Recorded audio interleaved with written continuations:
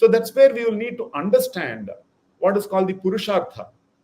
What is it that gives us meaning and purpose to life? In Tamil, we call it Aram, Porul, Inbam, Veedu. So, or Dharma, Artha, Kama, Moksha. Why would someone consider their own lives to be meaningful or valuable? The fundamental idea of value to one's own life, that's very critical to examine. For example, if we have the wrong view about ourselves, then we might not be able to see value to our entire lives.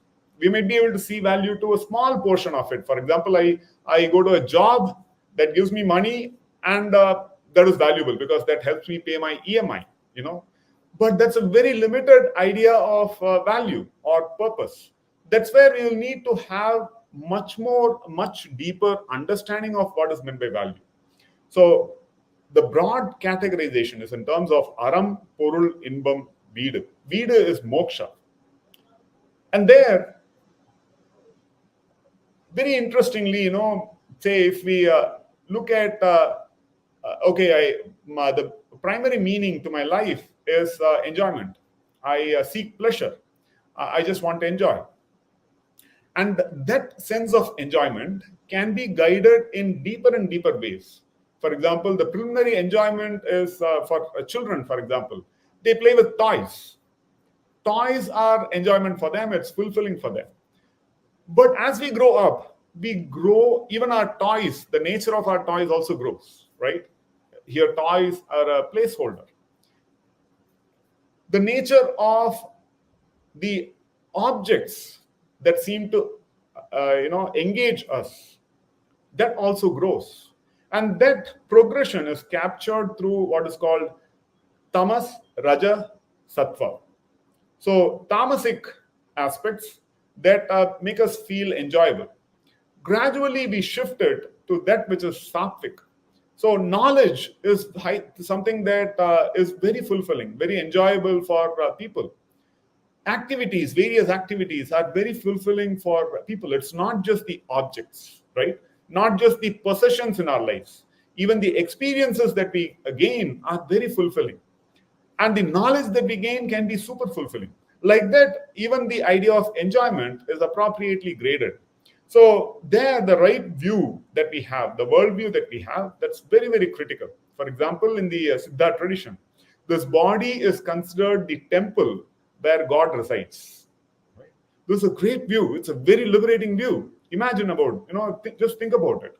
How powerful this view can shape the reality around us.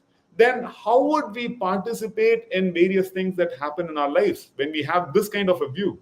Would we abuse the temple called the body?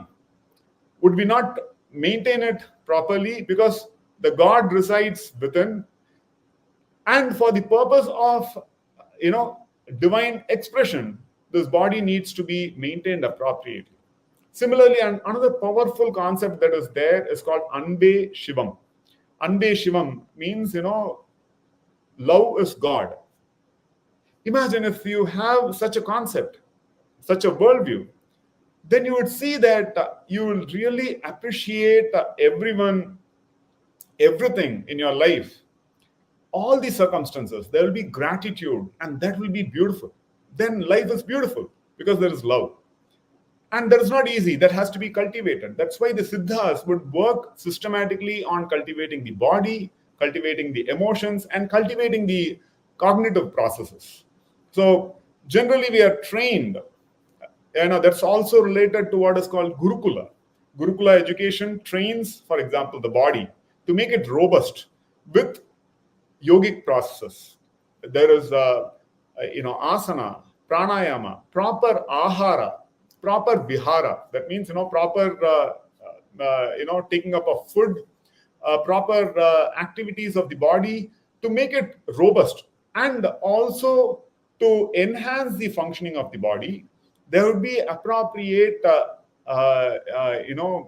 say bhasma, sindura. All these are to do with, say, herbal processes, metallic processes, and even advanced processes that include mercury and such aspects. which help the body become extremely robust from that which degrades to that which does not degrade. In fact, that is why we say Mrityurma Amritangamaya. There is a very famous Upanishadic chant, Mrityurma Amritangamaya. So that continuity with respect to even the body is considered very important in that tradition. So that's called Kaya Siddhi.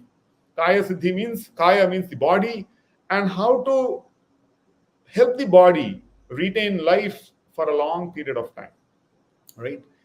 Similarly comes the emotions. So there would be bhakti, there would be puja vidhis that the Siddhas have mentioned, Agastya, Bhogar.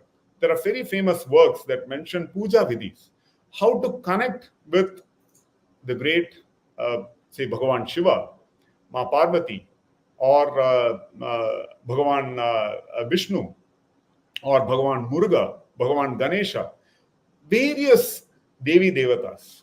All of those are fundamental manifestations of the fundamental principle that's called Irai Porul, or the fundamental principle, which lead to various manifestations, which are the great Devatas, all coming from the same source. That source is called Paramashivam. That fundamental principle leads to so many diverse manifestations, and hence you can have your Ishta Devata, which is as per your liking, your ruchi, who you connect with.